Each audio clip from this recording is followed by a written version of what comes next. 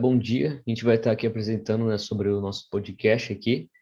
Eu tô com o Lucas, né, gente, o nosso tema escolhido no caso foi do Arquimedes, e só uma introdução bem rápida sobre o período helenístico, né, que é importante a gente saber.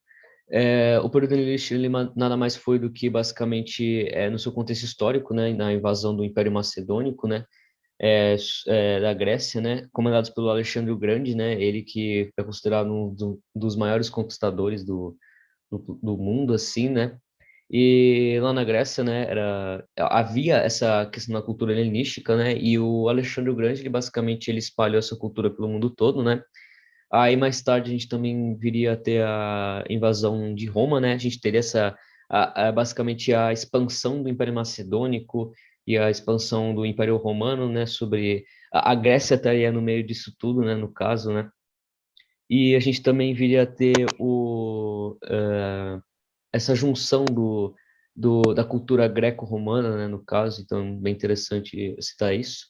E sobre o Arquimedes, né, ele viveu no período clássico, né, se destaca autores como Homero, né, que falou que tem como suas obras a Ilíada e a Odisseia. Mais tarde a gente teria Sócrates, o Platão, Aristóteles, né, e junto a eles a gente teria o Arquimedes, né, que foi um matemático, um físico, um astrônomo, né. Nesse período se destacam autores como, por exemplo, o Aristóteles. Ele tinha muito essa base científica, assim, né, bem interessante, física também, né, sobre a natureza, essas questões mais científicas, e basicamente é isso, né? Quer falar alguma coisa, Lucas? É importante dizer que ele nasceu na província de Siracusa, né? Onde atualmente fica na Itália.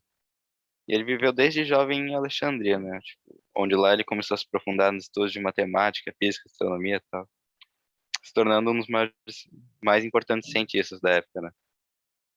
Sim, sim, mas tipo, como é que ele meio que, como ele se aprofundou, assim, de que forma, assim, sabe me dizer? Então, ele estudou na escola de matemática de Alexandria, né? Tipo, na época era o maior centro intelectual do mundo grego. Então ele teve contato com, tipo, grandes matemáticos, astrônomos, tudo isso. Então, é que eu lembrei porque ele estudou também com Eratóstenes, né? De Isso, Cirene. Eratóstenes. E ele foi o primeiro cientista a fazer o grau de circunferência da Terra, se não me engano. Então, por isso que eu acabei lembrando disso. Interessante também. Sim. Bom, basicamente é isso, né, sobre um pouco do Arquimedes. E também tem as suas questões, suas obras, a gente pode deixar de falar disso, né, também.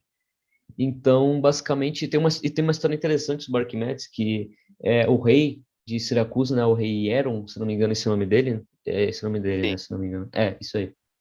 E tem uma história que ele recebeu uma coroa, só que ele desconfiou de que a coroa fosse de prata, né?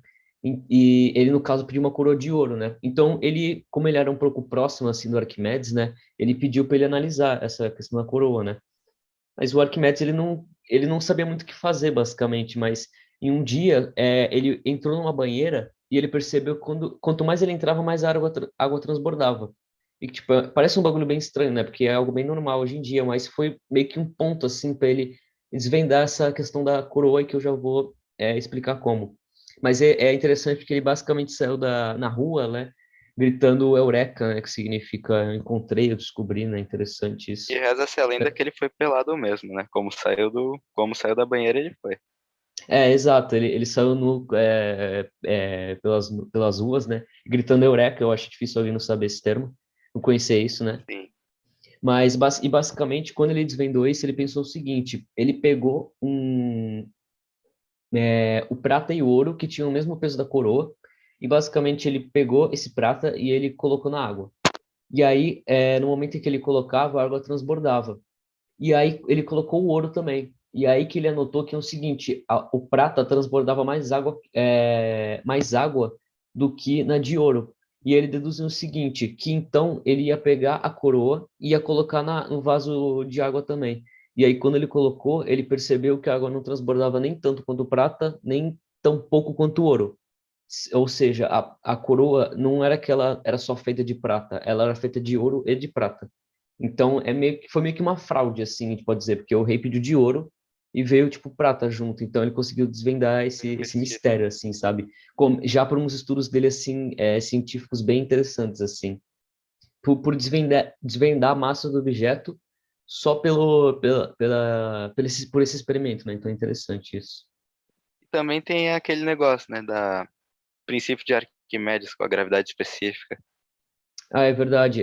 E tanto é que foi base, né, para essa questão da coroa que ele descobriu, foi base para esse, bem lembrado, o princípio de Arquimedes, né, que da gravidade específica, Sim. porque basicamente ele desvendou que é o seguinte: se você colocar um objeto em um fluido, vamos pegar água, que é o mais óbvio assim, né? Mas basicamente a água, o fluido no caso, né, ela faz uma força sobre o objeto tanto em cima quanto embaixo. Embaixo ela meio que empurra para cima e para cima ela empurra para baixo. Mas o objeto, ao mesmo tempo, ele faz uma força que, como a gente conhece, a força-peso, né? Que, no caso, é massa vezes a gravidade, né? Por isso o nome também, gravidade específica, né? Tem essa relação.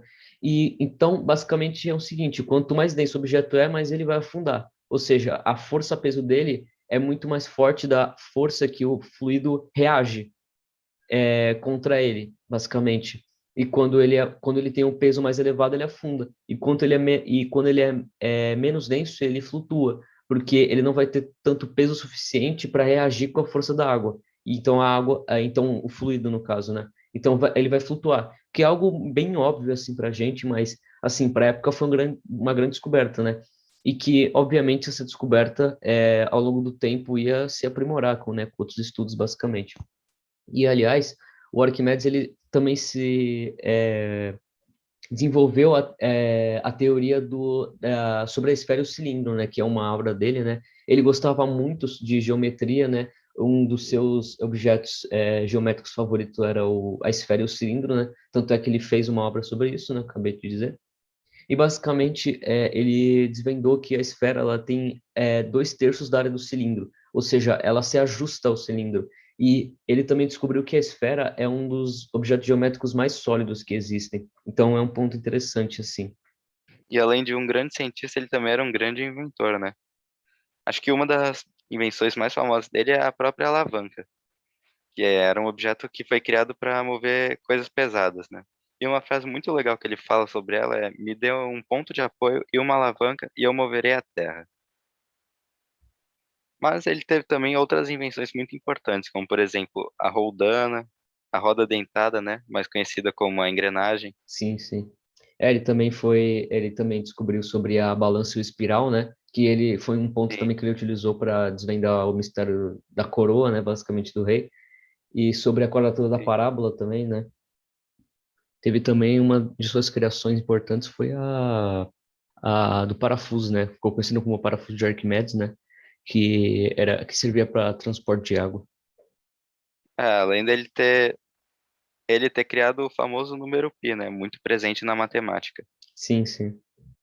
E é interessante que após a morte do rei Hieron, a Roma quis invadir Siracusa, né? Mas graças Sim. aos engenhos bélicos do Arquimedes, tipo, ela conseguiu, tipo, resistir durante 3 anos, né? As armas mais importantes foram a catapulta, né, que usa inclusive o princípio da alavanca, e também o espelho côncavo, né, que direcionava a luz solar para nos navios dos inimigos, né, tipo, fazendo eles pegarem fogo.